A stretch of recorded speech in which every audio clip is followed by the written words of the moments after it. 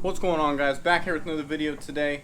In today's video we are going to be doing something that is highly requested, and I've seen it posted a lot lately on the Facebook pages and the forums, and that's the bumper gap mod. If you guys are unaware what the bumper gap mod is, basically from the factory these trucks come with a really big gap in between the bumper and the grill, and this is a mod you can do basically to either minimize or eliminate that gap completely, and it just really makes the aesthetics of the truck look a lot better. So we're going to be doing that today on our truck while we can, and while it's down. We already have the bumper off. As you guys know, we sent it to paint. It's already back and it actually looks really good. I'll show you that, guys, in a little bit. But so there's going to basically two main ways to do the bumper gap mod, and I'm going to go over the pros and cons of both real quick and go over the method we chose and then show you how to do it. Alright, so the first method, and the method we are going to be doing on our bumper, is this. Basically, this is the bumper itself, and it's held on by these 4 bolts, and basically what you do is these notches right here is where the bolts go through, and then nuts go on the other side. Basically what you do is you slot the notches upwards, that way you can slide the whole bumper assembly up, and that closes in the gap. And that's the method we chose, because the second method is basically you don't put that bumper frame back on at all. You take the grill shell off, which we're going to do anyways, but you mock up the grill shell with the bumper, drill holes, and basically just bolt them or rivet them together. I don't want to do that because not putting this back on has a really big con. Yes, it's weight savings. You know, probably save you about 50 pounds, I think these weigh. But it's not such a good idea if you daily drive your truck like we do, or drive it on the street, because if you were to get into an accident by chance, someone pulls out in front of you and you hit them, and your insurance company finds out you don't have that, they can deny all coverage. Basically because you tampered with the safety equipment or the integrity of the vehicle, and they can choose not to cover anything. I don't want to run that risk. I don't think it's a real good idea on a street truck. We daily ours and drive it to work, so not really a good idea for us. If you have a race truck and just use it for track outings and shows and stuff like that, and you want to run the risk, that's a really good way to go, and it eliminates all of the gap, because your bumper is bolted directly to the grill shell, so there's obviously no gap. And you do save 50 pounds. You have to come up with a little bracket for the bottom, maybe for stability, but we're not going to go that route. Like I said, we've already started on one side and we slotted these holes upwards, you can see, and we're going to show you how to do that in case you want to go the route we're going. If you have a daily and drive it and want to run your actual bumper frame, it's a good idea to keep it if you do daily your truck. So that's what we're going to do, and we're going to show you how to do it. It is very simple. It's pretty easy. Basically, we had to take the grill shell off just for more, basically more accessibility for what we're doing. You might not have to, but I'm going to go ahead and tell you how to real quick, just a quick rundown in case you want to do that as well. It's pretty easy. Basically pull your radiator shroud off. It's held on by a bunch of push pins, and then if you still have your factory intercooler tank, you have to remove the one bolt that holds that, move that out of the way. When you pull your shroud off, this grill shell is really easy to take off as well. It's basically held on by some bolts across the top there. There's 2 bolts in the side, 2 little lever things press into there, and you just pop them out, and then it's held on to this fender here by 2 push pins. So super simple to remove. You won't have to take your headlights out, obviously, in order to get to these here. And if you don't know how to do that, it's basically these little black levers here. You pull them up, pull the headlights out, disconnect them, and then you pull your corners out. Those are held in by a screw that's right here.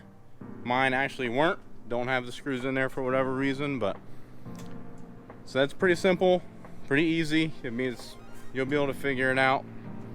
And to remove your bumper, like I said, it's just those 4 bolts there. And then you'll have to disconnect your heat exchanger also, because the heat exchanger mounts to the bumper frame right there. But it's pretty easy, guys. You should be able to figure it out. Fairly simple. We're gonna go ahead and get to slotting these holes. I'm gonna show you what we did.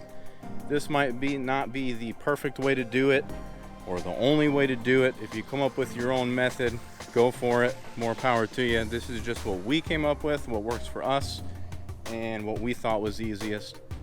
I like it. It works pretty good. So figured I'd show you what we did.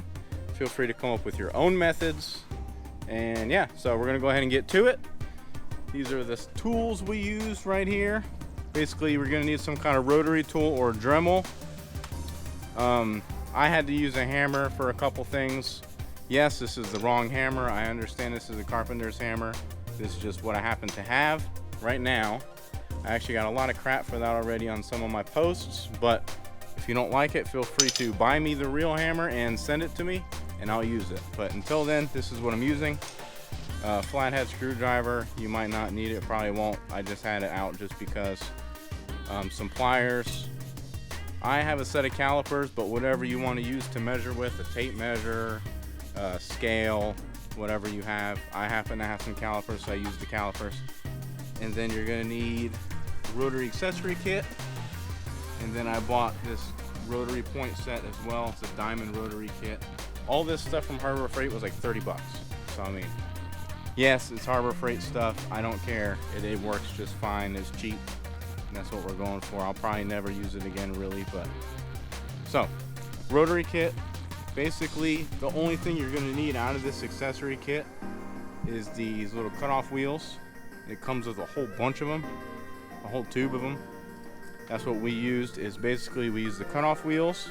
We marked where we wanted it, cut it, and then took one of these bits right here, just to kind of round it off and to burr the edges and straighten it out nice. And that's pretty much it, guys. I mean, it's really simple. You can go as high as you want with the slot. We decided just to go up about right there and leave a little bit of material here. You probably don't even have to. You can probably just cut that straight up if you wanted, and then go up the same amount with the bottom one here. Just kind of measure. But that's what we did here. We left a little material here. We measured from the top of the slot to the top of our cutout and made sure this one is the same. Tried to center it the best we could and made them a little bigger than the bolts. So basically, we took our calipers and we measured the bolts, studs, whatever you want to call them. I know I don't use all the correct terminology, but that's fine. You guys understand, you get it. We measured the OD, the outside diameter basically, and it is 460. So our slot width needs to be at least 460 in order for the stud to go up and fit inside. We left plenty of clearance and we made them probably too big, but it's fine. We made them 625. So that leaves plenty of room for either side for adjustability. And that way, when you do the other side, you can get them up and in there and you got plenty of play. So you just want to make your slots bigger than those, 460. We went with 625 or abouts. It's pretty close. It's not bad for a Dremel tool. And basically, just trying to find center the best way you can. You can, I mean, if you want to get real tricky with it, you can measure the slot and do half of that, and that's your center point. And then from your center point, go out the width of the slot you want and do all your markings and whatever. And whatever really works for you. We just kind of eyeballed it, honestly, because I'm really good at eyeballing things. Probably from being a machinist for so long. I mean, it's just really easy for me to eyeball stuff. That's all we did. But I mean, whatever works for you, measure the slot, go half of that, that's your center point. And then from your center point, whatever width you want to do, make your markings. If you want to cut all the way through, that's fine. We just measured from the bottom of this slot to the top of this one after we did it and made this one the same. And then we're going to measure the thickness of this material and make sure we replicate the same thing over here. Pretty simple. But the other thing we did is I would use some kind of washer for this, because after you slot it upwards and you have your nut, you can see that the bottom is not really supported anymore, not by much anyways, especially if you go further up, then the bottom just kind of kicks in. So you want to get a bigger washer of some sort. I actually made some at the shop, got a little fancy, and I measured the distance between the studs and all that stuff, and that just kind of slides right over that. So basically what I'll do is, before I bolt it all up, I'll slide this down behind there, put my nuts on, and then this is like a giant washer. You guys don't have to get that fancy. I mean, you can do whatever works for you. Probably just go right up to Ace and just get some bigger washers that fit in there, and that'll be just fine. So now that we've explained everything, we're gonna go ahead and get to work and start cutting on this one.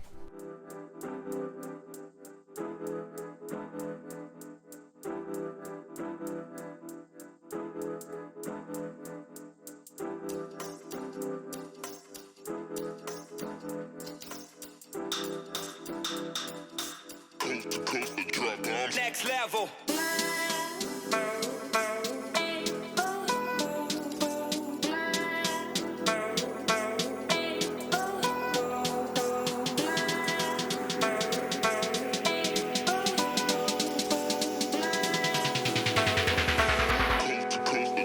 Next level.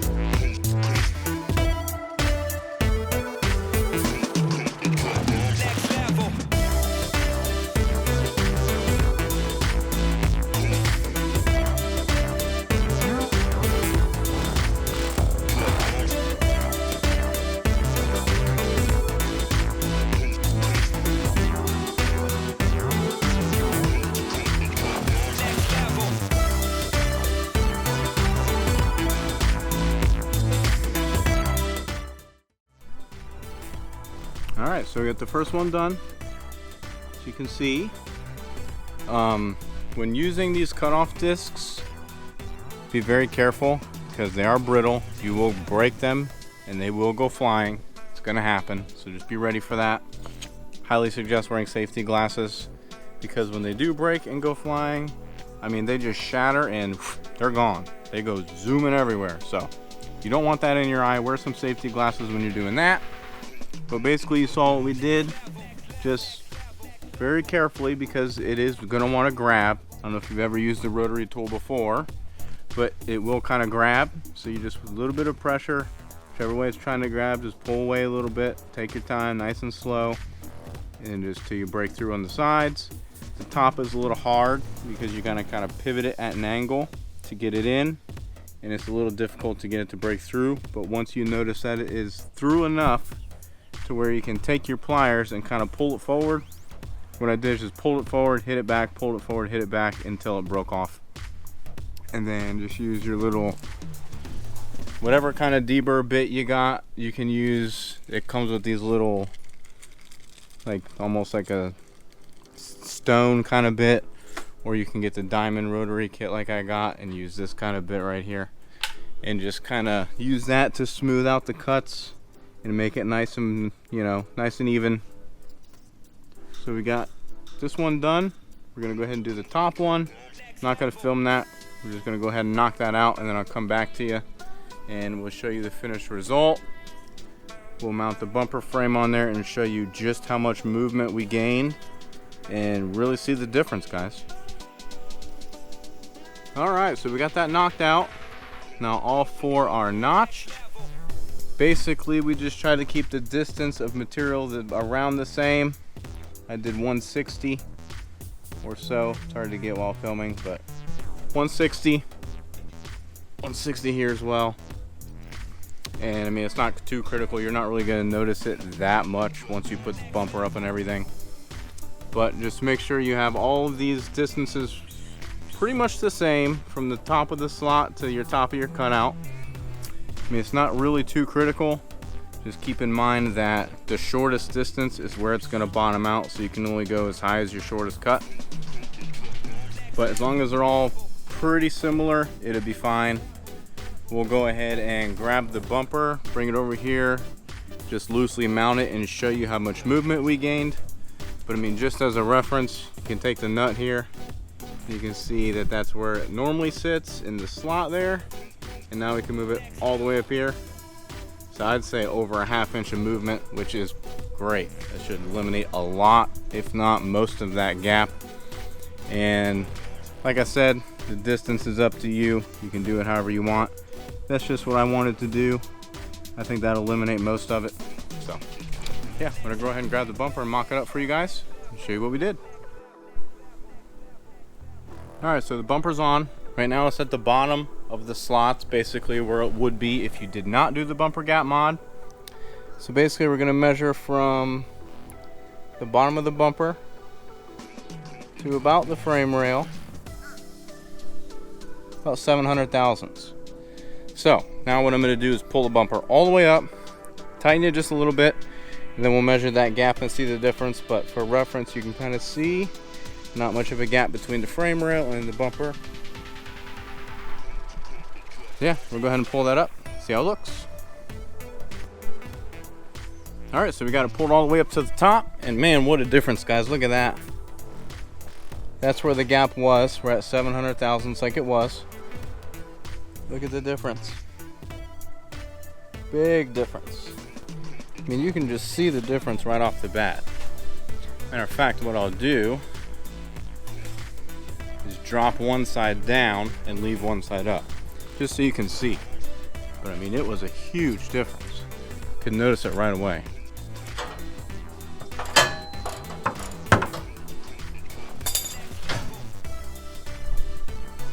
Yeah, look at the difference. You can see it.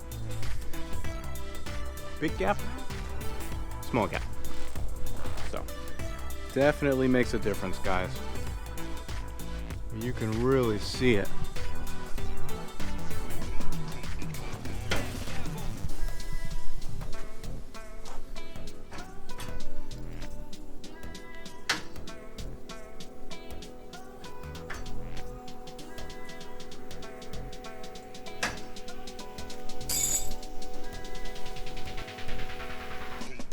So I might get a lot of flack for this, but I am not putting the bumper cover back on today to show you the gap because it is not quite ready.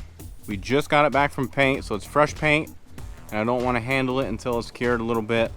So I apologize for that, but if anything, that gives you a reason to go down there and click subscribe, follow the channel, and you'll see the finished results here in the next couple videos. Everything's starting to come together really nice. We got tracking information and all that stuff for the intercooler and the blower. All that's on its way back. The stuff is painted inside, and I'll walk in there and show you in just a second. But we showed you, can't really tell how big the gap's going to be, but you can tell how much movement we gained, and it should be enough movement to really minimize that gap, if any at all. So it definitely works, guys. Definitely a worthwhile mod to do, and hopefully I showed you how to do it okay. If you have any questions, you can always hit me up on Instagram, DM me any questions you have. I always try to answer my messages at a pretty timely manner. So let's go ahead and go inside real quick, and I'll show you how the bumper came out.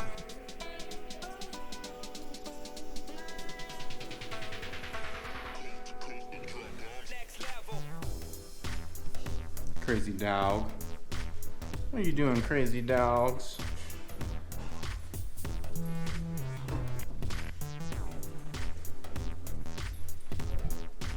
So as you can see, bumper came out pretty good. Extremely happy with it, especially for the price I paid. Quality work was pretty nice. Very happy. It's gonna look a lot better than it did, and I've been wanting to do it for a long time, so I'm pretty stoked about it. I do apologize for not being able to put it on for you guys and show you the gap today, but that will be coming in future video, so stay tuned. Pretty much gonna do it for this video. If you guys liked it, make sure you drop a thumbs up on the video. It really helps these videos out a lot, helps them get out there. Subscribe to the channel if you haven't already. Right down there, take a second, click subscribe, hit the bell next to it so you're notified for all the future videos to come. All that good stuff, and we'll see y'all next time.